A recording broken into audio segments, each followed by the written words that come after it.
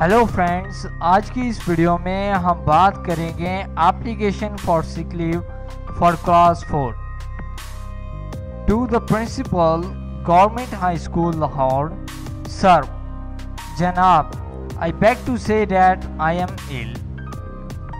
मैं ये कहना चाहता हूँ कि मैं बीमार हूँ। So I can not come to school today.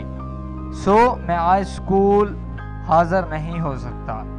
Kindly, मेहरबानी करके ग्रांट में लीव फॉर 1 डे, मुझे एक दिन की छुट्टी इनायत करें। योर्स ओबीडेंटली, आपका फरमाबरदार XYZ। यहाँ पर आपने अपना नाम लिखना है।